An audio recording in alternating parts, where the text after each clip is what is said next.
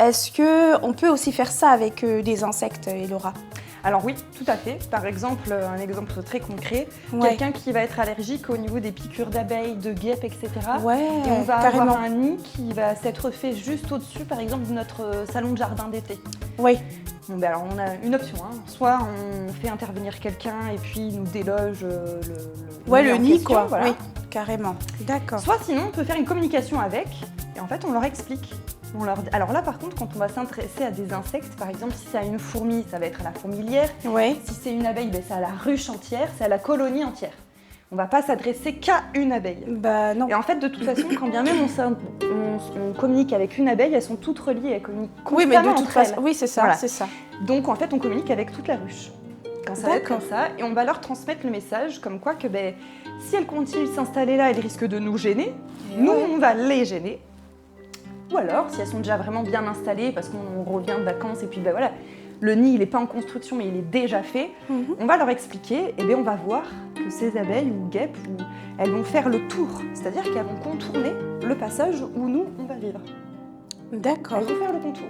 Okay. Moi, ça m'est arrivé cet été d'avoir des guêpes de terre sur mon balcon et j'étais très embêtée parce que bon, c'était un honneur qu'elles aient choisi mes pots de fleurs. Oui.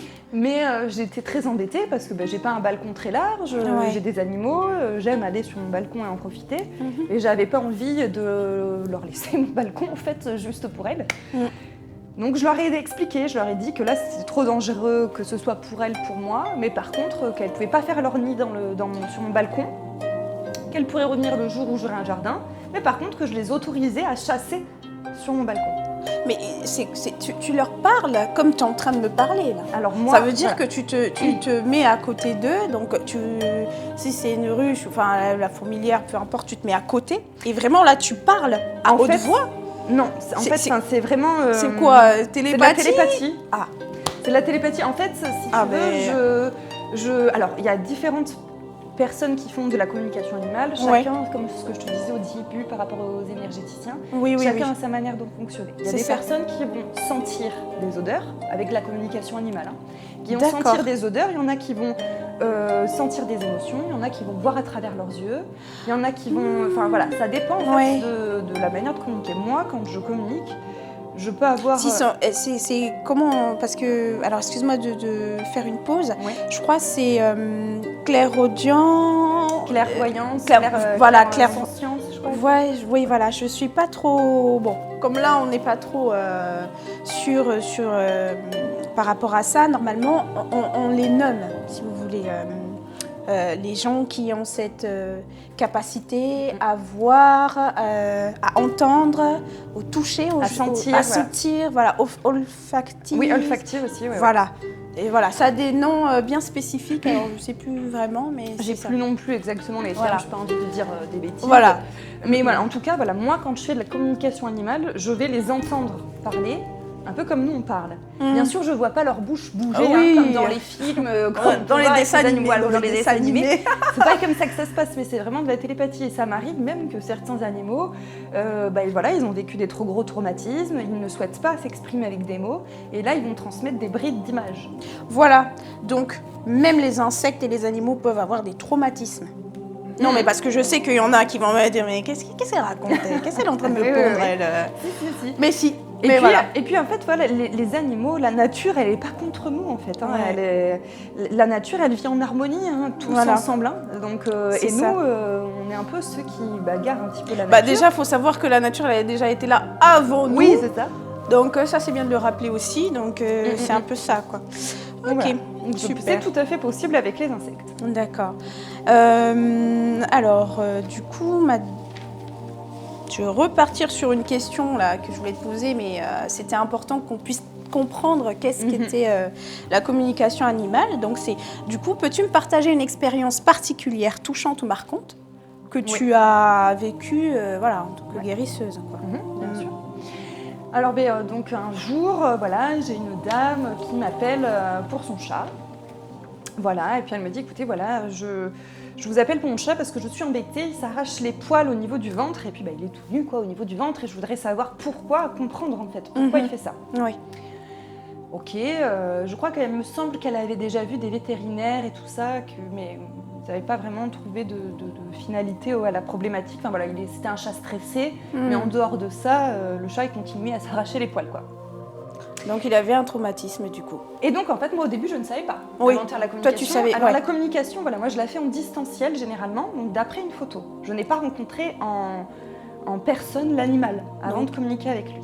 Donc je me mets, voilà, je prends la photo, j'ai les questions ou la problématique que la personne veut en savoir plus, et je vais me mettre dans mon espace où je reçois l'animal, dans ma tête, hein, et j'appelle l'animal à moi.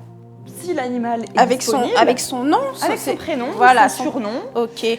Si l'animal est disponible, parce que ça peut arriver que nos chers amis animaux ne soient pas disponibles. Non mais c'est incroyable. Mais non, il est en train de dormir, en train de chasser, en train de manger, en train de jouer. Enfin, attends, excusez-lui, mais... Voilà, pas pépère. Voilà, c'est ça. Et puis la communication animale, pour vous faire un peu une image, c'est comme s'il répondait au téléphone. D'accord. Tu vois là, c'est beaucoup plus parlant, je pense, aux téléspectateurs quand tu dis que c'est. Il y a des fois on loupe des appels parce qu'on est occupé, tout simplement. Le chat, le chien, l'animal, peu importe. D'accord. C'est pareil. Donc quand l'animal est ok pour venir à moi, en général, les humains, on a envie de raconter ce qu'on sait de l'histoire de l'animal, expliquer des choses, etc. Moi, en général, j'arrête de suite l'humain et je dis hop. Voilà, vous ne me racontez rien. Voilà, la problématique, voilà, pour vous, c'est celle-ci.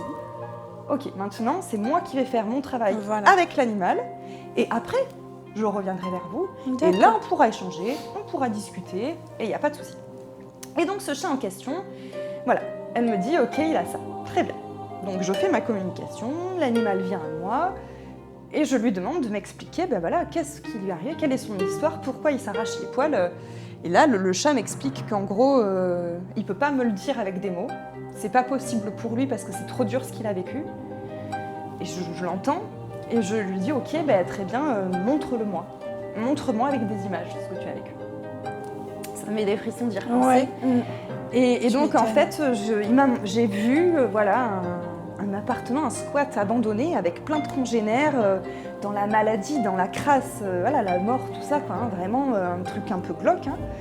Une énergie bien basse. Ah, bien basse, hein, là, franchement. Et en fait, cette dame, une dame avec des lunettes, je vois une dame avec des lunettes qui est venue le trouver tous ces animaux, qui étaient au même endroit, et puis les sauver en fait.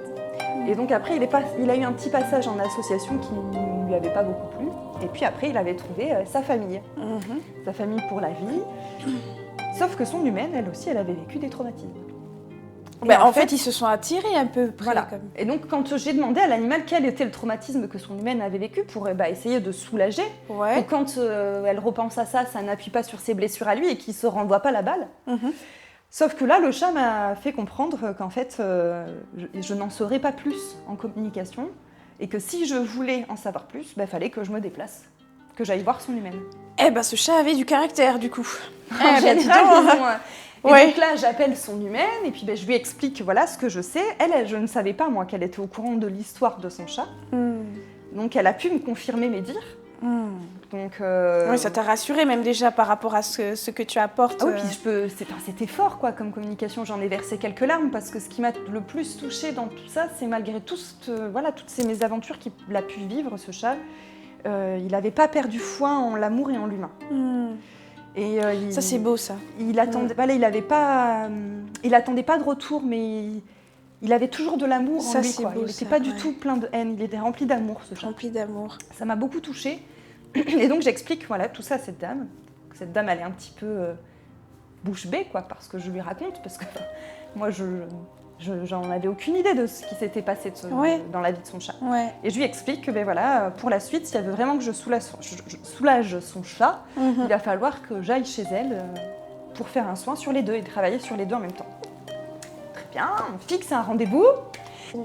On va donc, je vais donc chez cette personne-là, je les rencontre, je fais le travail que j'ai à faire sur le chat.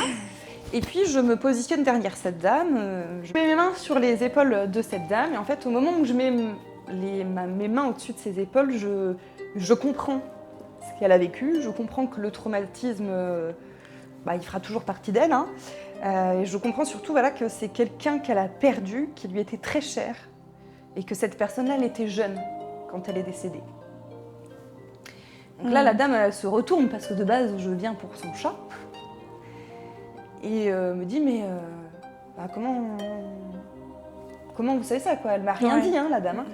Et je dis, mais enfin voilà, moi là, à ce moment-là, je sentais que la personne qui était partie, elle était avec nous là, et qu'elle avait un message à lui transmettre. Et moi, je ne savais pas comment transmettre à cette dame le ressenti que j'avais à ce moment-là. Donc je lui explique que le traumatisme qu'elle a vécu, il va falloir qu'on réimagine une meilleure fin, même si ce n'est pas la fin pour de vrai, pour pouvoir apaiser. Et puis surtout, en fait, je me rends compte qu'on approche de la date d'anniversaire du lieu où le traumatisme s'est passé. Et c'est aussi pour ça que ça appuie autant sur le chat. Donc finalement, en lui expliquant un petit peu mes ressentis, etc., et qu'elle me confirme que j'ai raison, je lui transmets, elle a perdu un de ses enfants, cette dame. Et puis en fait, je lui dis le message que son fils m'a transmis. Je lui dis, il vous remercie d'avoir continué à avoir la joie de vivre, l'envie de vivre. Voilà, je sens beaucoup de gratitude et de reconnaissance envers vous, de ne pas avoir perdu goût à la vie. Et je lui dis, et votre chat, je lui dis, sachez que c'est lui qui vous l'envoie. C'est son ange gardien pour vous, dans ce monde-là. Elle a dû se sentir très apaisée. Et bien, elle m'a dit c'est rigolo que vous me disiez ça, par rapport à l'ange gardien, parce qu'elle avait le même ressenti depuis qu'elle avait ce chat. D'accord. Voilà, une histoire assez marquante et époustouflante, ouais. Ah oui, franchement, pour le coup, Et puis, elle fait toujours appel à tes services, cette dame? Elle est revenue une fois faire appel à mes services pour son chat, pareil, qui était parti depuis 48 heures, etc. Ouais, donc là, je lui avais demandé où il était. Il m'avait expliqué qu'il n'était pas très loin, qu'il entendait l'appeler, mais que là, il ne pouvait pas revenir. Ouais. Donc voilà, j'ai fait un petit peu avec mon pendule, un petit peu pour savoir, et je lui ai expliqué, et il est rentré dans la nuit. Oui, parce que du coup, tu travailles pas qu'avec des pierres, mais avec aussi notamment le pendule. Les pendules. D'accord. Ok. Qui ont les mêmes caractéristiques que les pierres aussi à peu près. Alors le pendule, c'est pas pareil. Ça va être pour savoir, est-ce que j'ai besoin, moi je m'en sers comme ça, pour savoir si j'ai besoin de repasser sur une zone que j'ai passée. Est-ce qu'il reste quelque chose? Je demande à mon pendule. Des fois, je lui demande de m'aider. Quand je sens que c'est trop dur, je lui demande aussi de m'aider. Voilà, ça peut être pour ça peut être parce que je cherche quelque chose, un objet par exemple aussi que je peux avoir perdu et que je vais chercher. Alors il faut savoir que ça, c'est pas forcément une science exacte, ça va pas me dire tiens, c'est là. Oui. Non, ça va te donner une zone, quoi. Voilà. Ouais, d'accord. Ok, très bien. Alors la question suivante, c'est qu'est-ce qui, dans ton parcours personnel, t'a rendu réceptive à ce type de communication plutôt qu'à une autre, du coup à la communication animale? Eh bien en fait, j'ai découvert ça sur une chaîne qui n'existe plus maintenant. C'était C8, c'était le MAG, l'émission C8 MAG. Oui. Ça n'existe plus aujourd'hui? Non, ça n'existe plus, C8. Ah ouais. Et c'était le MAG qui fait du bien. D'accord. Voilà, le MAG qui fait du bien, et puis il y a quelqu'un qui est venu expliquer ce que c'était la communication animale, et à la fin de l'émission, il y avait un petit exercice pour voir, est-ce qu'on était réceptif ou pas. Et puis j'ai testé, je me suis amusée, oui, on peut dire ça comme ça. Dans un premier temps, j'ai essayé avec les chats de ma mère, parce que ces deux chats, elle a 2 mâles, ils ne pouvaient pas s'encadrer. Et puis elle me dit, oui, c'est pas possible, etc. Et donc j'ai essayé en me disant, on verra. Ça va être le crash test de voir si ça marche ou pas. Ouais. Donc j'ai fait la communication avec ces chats-là. Et puis j'ai fait un exercice de visualisation très simple. Ils allaient tous les deux sur le canapé en fait. Et puis s'ils ne s'attaquaient pas, qu'ils ne se disaient rien, ils avaient droit les deux à des câlins. D'accord. Et puis j'appelle pas ma mère de suite. Je lui dis pas que je l'ai fait. Ouais. On s'appelle 3 jours après, on parle de la pluie, du beau temps. Et puis je dis alors tes chats? Elle me dit oh tu vas pas le croire, c'est rigolo, ça fait 3 jours qu'ils vont sur le canapé tous les deux en même temps. Pas à côté. Et je lui avais pas dit. Et en fait, je lui ai expliqué l'exercice de visualisation que j'ai fait. Ouais. Et depuis. Tu as expliqué à ta mère, du coup. À ma mère, ce que j'ai fait. Et depuis, ça a été beaucoup mieux. Bon, il a fallu des fois que je m'y reprenne. Ouais. Pour faire des petits réajustements. Mais sinon, ils ont compris.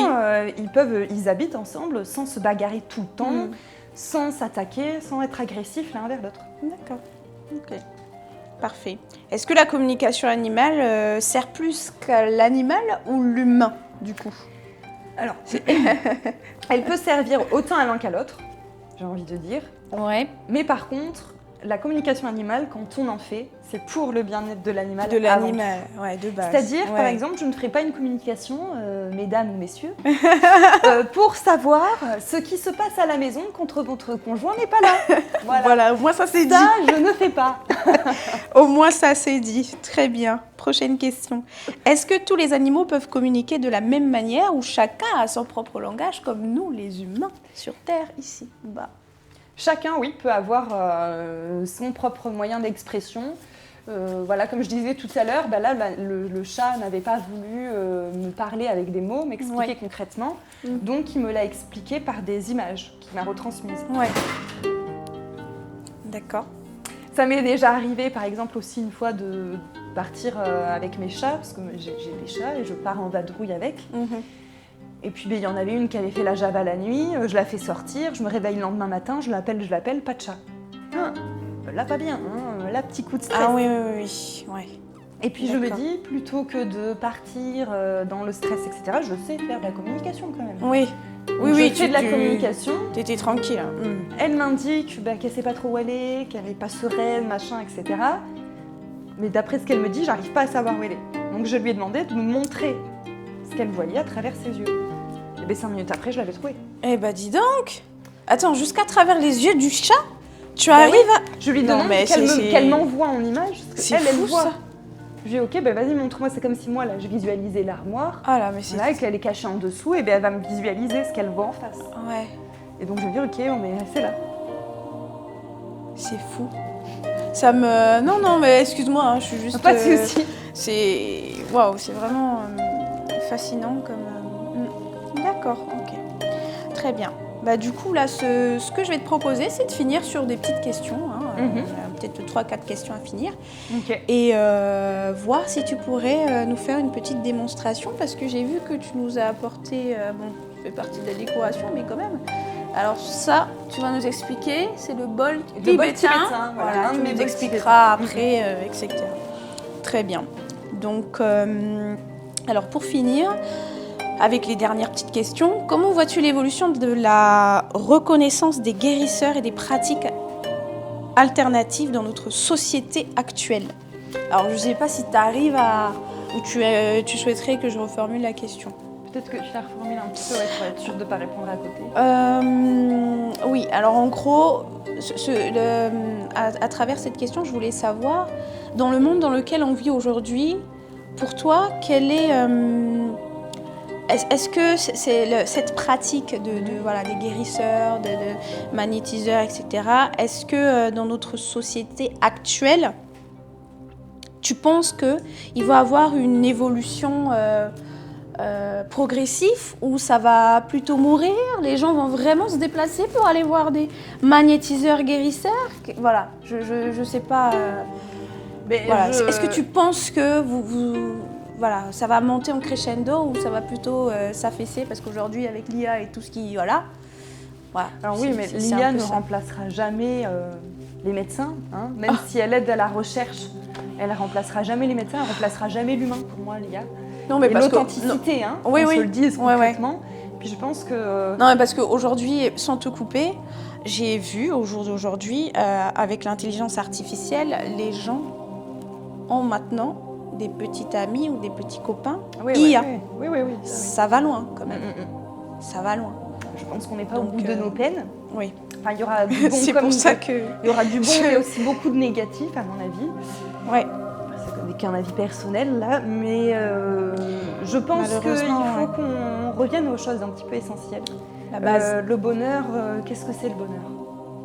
L'instant présent déjà, je pense. Le bonheur, voilà, c'est dans des choses simples du quotidien. C'est voilà, prendre son café au soleil. C'est, je sais pas moi, avoir un petit rouge-gorge qui vient se poser juste devant devant la branche qui est devant qui chante, qui te met de bonne humeur. C'est, je sais pas moi, voilà, m'acheter un nouveau manteau, voilà, que je trouve trop beau, qui va me servir tout l'hiver, où je vais. Enfin, c'est des choses très simples, en fait, le bonheur. Et c'est des choses qui sont propres à nous-mêmes, en fait. C'est nous qui définissons. C'est quoi le bonheur? Parce que certaines personnes, avec ce que tu viens d'avancer, certaines personnes ne vont pas se dire que ce que tu viens de dire là, c'est le bonheur. Pour certains, le bonheur, c'est d'avoir beaucoup d'argent. Voilà. Pour certains, le bonheur, voilà. Chacun a ses critères, chacun a ses valeurs, chacun, voilà. C'est ça. Et je pense qu'il faut qu'on revienne à des choses un peu plus essentielles plutôt que de se dire « Ah, j'ai un Alloprane, je prends un Doliprane ». Il y a de la menthe poivrée qui existe, qu'on met sur les tempes, ça se soulage très bien. Vous entendez ? La menthe poivrée. Et je pense que ça a beaucoup de vertus de toute façon, la menthe. Oui, et puis les plantes en général. Je veux dire, à l'époque... dans les médecines traditionnelles, je crois chinoises même ou autres. Oui, mais même avant, nous, je veux dire, tous comment on faisait. Avant, les médecins pour se soigner, c'était les plantes. Voilà, on buvait de la camomille pour dormir plutôt que de prendre un somnifère. Voilà, on prenait des choses comme ça, quoi. On se soignait au naturel et pas... pas qu'avec du chimie. Voilà, c'est ça. Je pense qu'un compromis des deux... Ça peut faire un bon combo et puis... Voilà. Je pense en tout cas. D'accord. On va passer sur la question suivante. Donc, quel conseil donnerais-tu à ceux qui cherchent à améliorer leur bien-être, que ce soit par la guérison ou d'autres moyens? D'écouter son corps. Ouais. Parce que notre corps en général, il nous parle beaucoup. Oh, oui. Les courbatures, les contrariétés, des choses. Voilà. Il y a des fois, j'ai une copine que j'ai vue il n'y a pas longtemps qui me dit « Ah, je me suis bloqué le cou ». Première question que je lui ai posée. T'as été contrariée avant? Elle me dit, on n'en parle pas. Je dis, mais voilà. T'as trouvé le efficace, quoi. Rapide et efficace, j'adore. D'accord, donc voilà. Donc, mesdames et messieurs, faut écouter son corps quand voilà, vous avez mal au dos. Des fois, il y a des signaux, en fait, que, je sais pas, par exemple, moi, je sais que quand je suis gonflée dans la vie, eh bien, je vais avoir... Tu commences à gonfler? Ouais, mon corps. Non, mais vraiment, véridique, hein. Mais je te jure. Je gonfle. Mais je pense que j'avais vu, alors je ne sais plus comment ça s'appelle, mais quand tu as une partie du corps qui te fait mal ou quoi que ce soit, il y a, je crois que c'est lié aux émotions ou à quelque chose, un peu comme les pieds, ce que tu expliquais tout à l'heure par rapport à la réflexologie. Mais c'est là où on se dit, voilà, tiens, j'ai besoin d'un massage, oh là là, je rêverais d'un massage, j'ai mal au dos ou des trucs comme ça. Et des fois, le massage, voilà, il va nous soulager sur l'instant T. Et puis, je sais pas, moi, une semaine ou deux après, putain, j'ai encore déjà il va y avoir un ostéo, en fait. C'est fou. Enfin, voilà, ou des choses comme ça. Voilà, donc, ok. Donc pour ça aussi, on peut très bien, voilà, si vous avez mal au corps, n'hésitez pas à consulter auprès de Luminora. Et puis elle saura comment vous guérir naturellement et bien. Ou réorienter s'il y a besoin. Ouais. Voilà. Tu fais conseil aussi. Ça peut m'arriver, non mais de dire vraiment honnêtement, voilà, là je suis désolée mais je peux pas. Par contre, je connais quelqu'un qui peut faire ça. Voilà. Il faut savoir déléguer. Moi, je préférerais aller chez le coiffeur et qu'il me dise « Non, madame, je suis pas capable de me faire cette coupe-là » plutôt qu'il essaye de me la faire et que je ressente pas avec la tête que je veux. C'est ça. Voilà, ça serait ballot quand même. Et je pense qu'il y a beaucoup de femmes qui vont comprendre ce que je veux dire. En tout cas, très bien. La question suivante, c'est est-ce que ça t'est déjà arrivé de douter de ce que tu recevais? Wouh! Moi, je vais fuir ici. Donc, je reformule. Est-ce que ça t'est déjà arrivé de douter de ce que tu recevais et d'avoir ensuite une confirmation troublante? Alors, voilà, ça m'est déjà arrivé, d'avoir des doutes sur est-ce que je suis pas à côté de la plaque, est-ce que là c'est pas mon mental qui a repris le dessus, des choses comme ça. Oui, bien sûr, je reste un être humain avec mes propres doutes, mes propres peurs, enfin voilà. Mais je pense qu'il faut savoir se faire confiance en général. Si je dis quelque chose, c'est que je suis relativement sûre de moi. Ça peut m'arriver de me tromper comme tout le monde. Je suis un être humain. D'accord. Donc, alors, est-ce que je termine sur celle qui fait mal? Celle qui fait mal. Ou est-ce que on va dire celle qui est émotionnellement plus, voilà, ou sur un truc simple? Je sais pas trop. Bon, à toi de voir.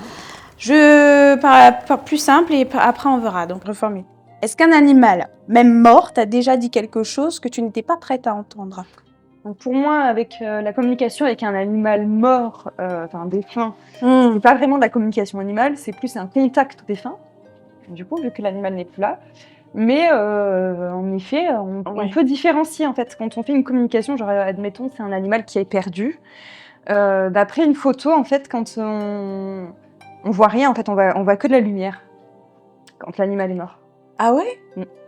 Ça veut dire, là, par exemple... Si je l'appelle, il vient pas à moi et je vois que de la lumière. Quand je vois sa photo, Je peux pas dire, tiens, c'est un animal qui est comme ci, comme ça au niveau de son caractère. Tu vois que de la lumière. Même si, durant sa vie, cet animal-là, peut-être, voilà. Je vois que de la lumière. Même si ça a été brouillé par le négatif dans sa vie, tu vas voir de la lumière sur la photo qu'on te montrera. À travers ses yeux, en fait, pour moi, quand je regarde les yeux de l'animal, c'est un peu comme si je voyais le reflet de son âme, quoi. Et là, je vois que de la lumière. D'accord. Si je veux communiquer avec lui, c'est un contact défunt. D'accord. Ok. Et c'est autre chose.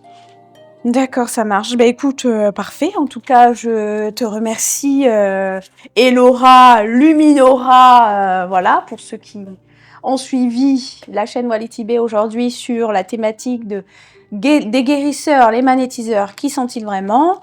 Vraiment, c'était un plaisir partagé de t'avoir sur le plateau aujourd'hui, franchement. Et j'avais pensé du coup à te donner du coup, donc j'ai vu que tu as rapporté le petit bol, voilà, une petite démonstration rapidement avant qu'on puisse clôturer à ma manière. Allez, voilà. C'est parti. Alors, hop, je vais l'attraper. Super. Donc, pour le bol, déjà, il faut savoir que les bols tibétains, ils sont faits avec 7 métaux différents. Je vais venir le positionner dans ma main à plate. C'est-à-dire, je ne vais pas venir mettre mes doigts comme ça. Vraiment, comme si je donnais à manger à un cheval. Ok. Donc, je viens mettre ma main comme ceci. J'ai une petite maillotche, qu'on appelle ça, avec du bois. Moi, elle est recouverte de cuir. Et je vais venir taper et faire tourner. Ça fait chanter le bol. Exactement. On appelle ça d'ailleurs faire chanter le bol. Et du coup, là, ça émet des vibrations qui traversent tout ton corps. Voilà, on va faire un petit test. Du coup, je vais te demander de mettre la main comme ça. Alors l'autre, parce que là, tu as une bague. Ah, parce que c'est différent quand ça va émettre des vibrations. Ça va émettre des vibrations avec le métal. Donc, ça peut fausser ton... Le son ne sera pas joli. D'accord. Donc, c'est pour ça que là, j'ai retiré ma bague, moi, tout à l'heure, justement. Ah, d'accord, j'avais pas vu que tu avais retiré. D'accord, et cet effet, je crois, c'est en quoi en hertz? Oui, c'est ça. Alors, je ne saurais pas dire exactement combien de hertz il va émettre. Ouais. Parce qu'en plus, les bols, ils vont être soit des ré, soit des fa, soit des la, etc.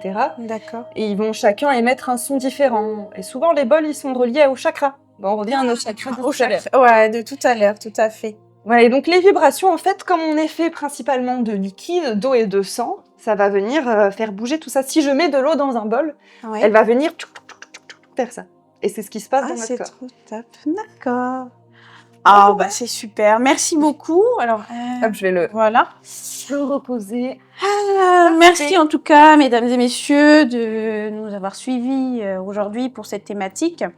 Et du coup, Elora, je voulais qu'on termine, on va dire,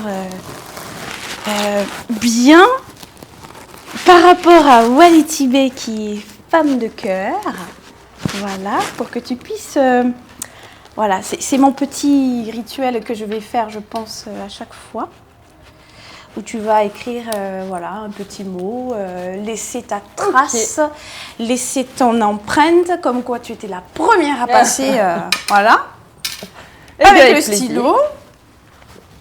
Voilà, tu vois, c'est rose, alors je... Hop. En tout cas, merci à tous les téléspectateurs qui ont eu la gentillesse de nous suivre aujourd'hui sur la chaîne de Wality Bay. Franchement, un plaisir pour cette première édition, voilà, et qui va continuer. Hein. C'est un rendez-vous mensuel à ne pas rater sur la chaîne Wality Bay. Aujourd'hui, c'était Luminora, de son nom Elora. Donc, vous inquiétez pas, on vous mettra les coordonnées ci-dessous avec tout ce qui va avec. Les réseaux sociaux, etc. pour que vous puissiez liker, partager, aimer ou tout simplement aller la rencontrer, aller la voir. Hein. Allez-y. C'est avec plaisir. Donc, merci, mille fois merci. Et puis, en espérant de vous revoir sur le 2e numéro qui sera le mois prochain sur la chaîne Wality Bay.